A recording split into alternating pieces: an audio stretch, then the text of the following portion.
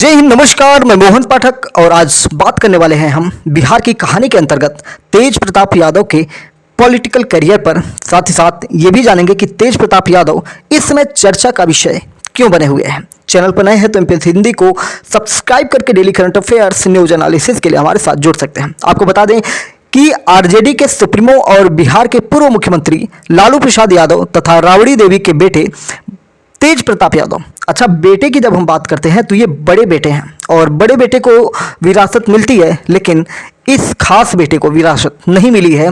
क्योंकि कारण क्या है वो आगे आपको बताएंगे। 2015 में पहली बार वैशाली जिले की महुआ विधानसभा सीट से विधानसभा पहुंचे। इसके बाद महज 27 वर्ष की उम्र में नीतीश कुमार सरकार में स्वास्थ्य मंत्री बन जाते हैं।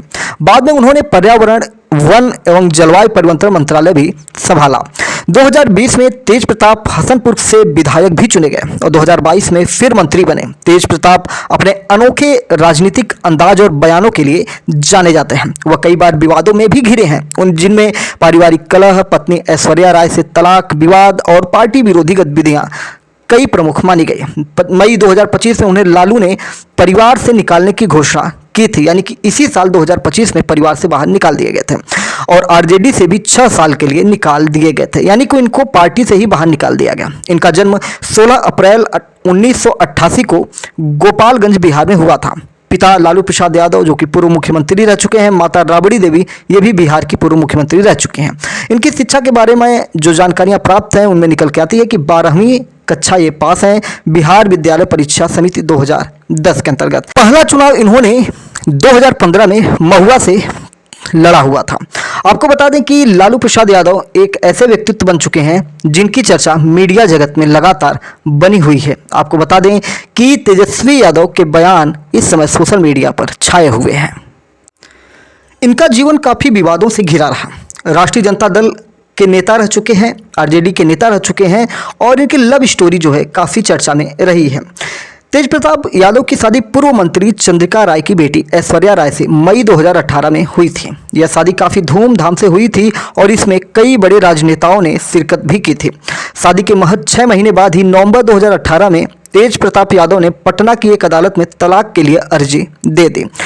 तलाक की अर्जी के बाद दोनों परिवारों के बीच काफ़ी विवाद हुआ। ऐश्वर्या राय ने तेज प्रताप और उनके परिवार के खिलाफ गंभीर आरोप लगाए, जिसमें घरेलू हिंसा और प्रताड़ना के आरोप शामिल थे। ऐश्वर्या ने यह भी आरोप लगाया कि तेज प्रताप नशे के आदी हैं, यानी कि नशा करते हैं और राधा कृष्ण जैसे कपड़े पहनते थे। कानूनी लड़ाई के बाद अब वे अलग हो चुके हैं और ऐश्वर्या राय को उनकी पूर्व पत्नी के रूप में संदर्भित किया जाता है। उनकी शादी प्रेम कहानी से ज़्यादा एक राजनीतिक गठबंधन के रूप में देखी गई थी, जिसका अंत काफ़ी विवादास्पद रहा। फिलहाल तेज प्रताप यादव की कोई अन्य सार्वजनिक रूप से ज्ञात लव स्टोरी जो है शामिल नहीं होती है, लेकिन बीच में एक मामला ऐसा निकल के आया कि जिसके बाद सब कुछ बदल गया, क्योंकि तेज प्रताप ने एक नए रिलेशन को लेकर सोशल मीडिया पे कुछ तस्वीरें डाली थी। क्योंकि कुछ समय पहले सोशल मीडिया पर कुछ चैट वायरल हो रहे थे। इसमें ऐसा लग रहा कि पहली पत्नी ऐश्वर्या और गर्लफ्रेंड अनुष्का यादव के अलावा तेज प्रताप की जिंदगी में कोई तीसरी लड़की भी थी। वायरल चैट में तेज प्रताप यादव की गर्लफ्रेंड अनुष्का यादव किसी से बात कर रहे हैं। इस चैट में ही नीशू सिन्हा का जिक्र हुआ। इसके बाद से लोग सर्च कर रहे हैं कि आखिर तेज प्रताप का नीशू संग कनेक्शन क्या रहा है, आखिर यह लड़की कौन है और तेज प्रताप की क्या लगती हैं, इस पे चर्चा होने लगी थी और लगातार मीडिया में उस समय चीज़ें निकल के आई थी।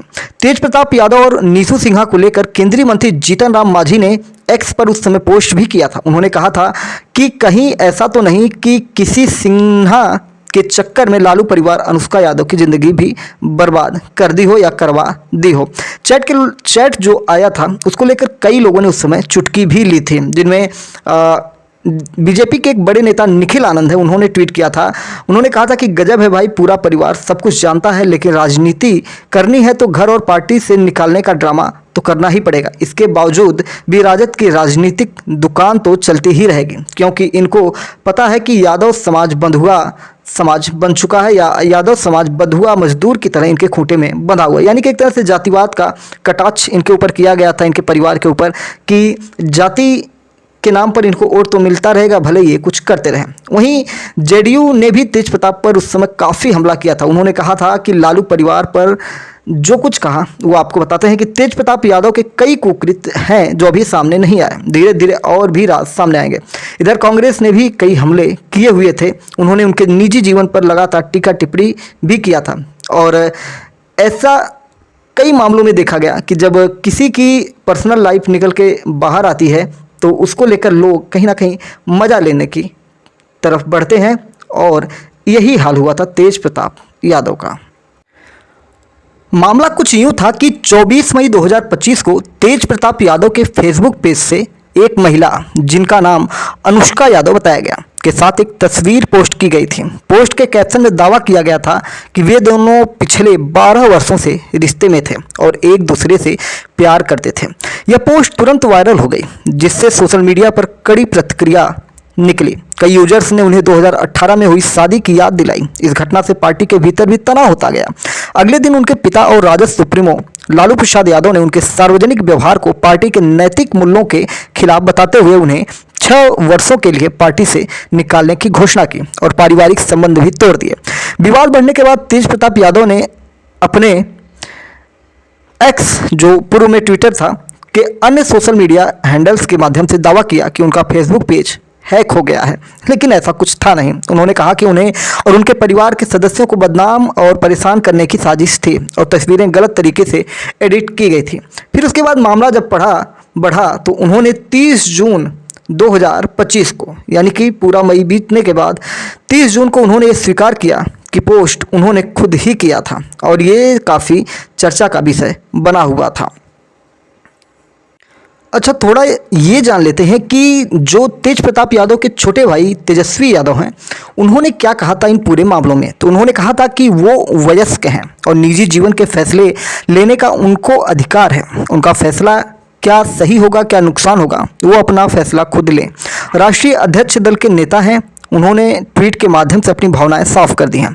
हम ऐसी चीज़ों को पसंद नहीं करते हैं और न ही इससे बर्दाश्त कर सकते हैं। तेजस्वी यादव ने यह भी कहा कि वो अपने जीवन में क्या कर रहे हैं, क्या नहीं कर रहे हैं, ये हमें नहीं पता और मीडिया के माध्यम से ही हमें इस बात की जानकारी मिली है।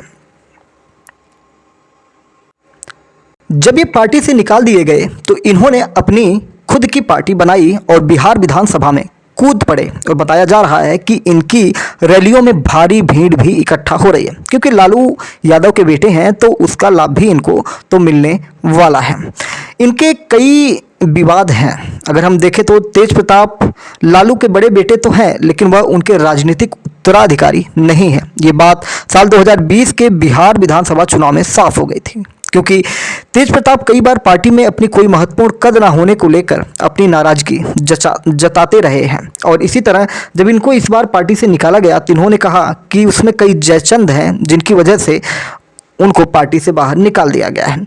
2019 के लोकसभा चुनाव से ठीक पहले तेज प्रताप यादव ने लालू राबड़ी मोर्चा का गठन का ऐलान किया था। हालांकि वो आरजेडी से अलग नहीं हुए थे, लेकिन उन्होंने जहानाबाद और शिवहर लोकसभा से अपने उम्मीदवार खड़े करने की घोषणा की थी। लोकसभा चुनाव से पहले उन्होंने कहा था कि नादान है वो लोग जो मुझे नादान समझते हैं। उनके इस बयान ने पार्टी में फूट के संकेत दे दिए थे। इसी साल पटना में राज्य स्तरीय पार्टी की बैठक में नेताओं और समर्थकों से कहा था, मैं भगवान कृष्ण हूं और तेजस्वी अर्जुन है। भगवान कृष्ण के बिना अर्जुन कुछ भी हासिल नहीं कर सकते। तेज प्रताप अतीत में कह चुके हैं कि तेजस्वी के मुख्यमंत्री उम्मीदवार होने पर उन्हें दिक्कत नहीं है, लेकिन वो ये भी कह चुके हैं कि वह किंग मेकर की भूमिका में रहेंगे। इन्होंने जो पार्टी बनाई उसका नाम इन्होंने रखा जनशक्ति जनता दल और चुनावी मैदान में इनको जैसे ही इन्होंने पार्टी बनाई तो कई सारे लाभ इनको सरकार के द्वारा दिए भी गए। बिहार चुनाव के बीच तेज प्रताप को Y+ सिक्योरिटी भी दे दिया गया, क्योंकि गृह मंत्रालय का ये बड़ा फैसला निकल कर सामने आया। आपको बता दें कि कुछ दिन पहले तेज प्रताप यादव निर्वाचन आयोग पहुंचे थे, जहां उन्होंने बताया कि श्याम किशोर चौधरी से जुड़ा हुआ मामला बताया। उन्हें पार्टी का सिंबल दिया गया था, लेकिन उन्होंने बिना पूछे महागठबंधन और वीआईपी अध्यक्ष मुकेश सहनी से समर्थन ले लिया। इसी मुद्दे को लेकर आयोग पहुंचे थे ताकि श्याम किशोर का नामांकन रद्द कराया जा सके और भी बहुत सारी चीज़ें निकल के सामने आई हैं। इनको जब ये लगा कि मेरी जान को खतरा है तो इन्होंने लगातार सुरक्षा की मांग की। इस प्रकार की सुरक्षा में आर्म्ड पुलिस के 11 कमांडो तैनात किए जाते हैं, जिसमें 5 पुलिस के स्टैटिक जवान वीआईपी की सुरक्षा के लिए उनके घर और आसपास रहते हैं। साथ ही 6 पीएसओ 3 शिफ्ट में सुरक्षा करते हैं। बता दें कि तेज प्रताप यादव बिहार की महुआ सीट से सियासी किस्मत आजमा रहे हैं, जहां पहले चरण में मतदान पूरा हो चुका है। वहीं तेज प्रताप ने बिहार विधानसभा चुनाव में अपनी राजनीतिक रणनीति को लेकर बड़ा बयान दिया है। उन्होंने कहा कि उनकी पार्टी किसी भी ऐसी सरकार के साथ जाएगी जो रोजगार देगी, पलायन रोकेगी और बिहार में वास्तविक बदलाव लाने का काम करेगी। ऐसा ही एक इनका इंटरव्यू या कह सकते हैं कि वीडियो वायरल हुआ, जिसमें ये बीजेपी के सांसद जो गोरखपुर से सांसद रवि किशन हैं और भोजपुरी सुपरस्टार हैं, उनसे हुई। तो उनसे जब मीडिया ने पूछा कि क्या आप एनडीए ज्वाइन कर सकते हैं, आपकी पार्टी ज्वाइन कर सकती है, तो उन्होंने कहा कि जो भी विकास, रोजगार, राष्ट्र के लिए बात करेगा उसके साथ वो जा सकते हैं। फिलहाल उन्होंने इस पर रोक लगा दी। उनके कई बयान निकल के आए, जिसके बाद राजनीतिक गलियारों में हलचल मची, क्योंकि इसे चुनाव परिणामों के बाद संभावित गठबंधन संकेत के रूप में भी देखा जा रहा है। उनसे पूछा गया कि क्या वे भविष्य में खुद मुख्यमंत्री पद की दौड़ में शामिल हो सकते हैं, तब तेज प्रताप ने मुस्कुराते हुए कहा था, देखिए वो तो बाद की बात है, जनता मालिक है, जनता बनाती है, बिगाड़ती है, सब जनता के हाथ में है। इसी तरह हरा गमछा, जो कि लालू यादव की लालटेन वाली पार्टी का सिंबल है। बिहार विधानसभा चुनाव का जब दूसरे चरण का मतदान 11 नवंबर को होना है, उससे पहले ही कई सीटों पर चुनाव प्रक्रिया हो चुकी है।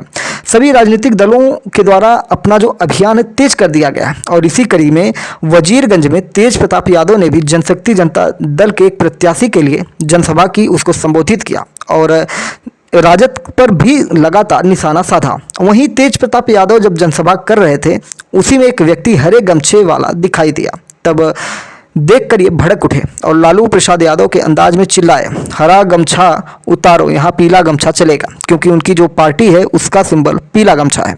उन्होंने कहा, हरा गमछा जयचंद की पार्टी का है, जो हमें परिवार और पार्टी से निकाल दिया। बहुत सारे बहुरूपिये भी घूम रहे हैं। उन्होंने बिना नाम लिए राजद पर तंज कसते हुए कहा कि ये लोग जनता को भरमाने का काम कर रहे हैं। इस प्रकार की बहुत सारी चर्चाएं तेज प्रताप यादव के बारे में निकल के आई हैं। जो महत्वपूर्ण चीज़ें थी वो हमने आपको बताया, क्योंकि बिहार चुनाव में काफ़ी चर्चा के विषय बने हुए हैं और अगर चुनाव जीतते हैं तो कहीं ना कहीं इसको लेकर एक बड़ा जो कंपटीशन है वो देखने को मिलेगा। अगर इनकी पार्टी कुछ सीटें लेकर आती हैं तो बिहार में एक नई पार्टी का उदय के रूप में देखा जाएगा, जैसे जन स्वराज प्रशांत किशोर की पार्टी। अगर आप प्रशांत किशोर के बारे में नहीं जानते हैं, अनंत सिंह के बारे में नहीं जानते हैं, लालू यादव के बारे में नहीं जानते, नीतीश कुमार के बारे में नहीं जानते हैं, तो आप हमारे एमपीएस हिंदी यूट्यूब चैनल के प्लेलिस्ट सेक्शन में जाइए और बिहार की कहानी बाई मोहन पाठक सर की प्लेलिस्ट को ज्वाइन करिए और उसमें आपको लगातार जो सीरीज है के क्रम में आपको चीज़ें मिलती जाएंगी। जय नमस्कार, भारत माता की जय। हाँ, चैनल पर नए हैं तो चैनल को सब्सक्राइब करते हुए जाइएगा, जो बिल्कुल फ्री है।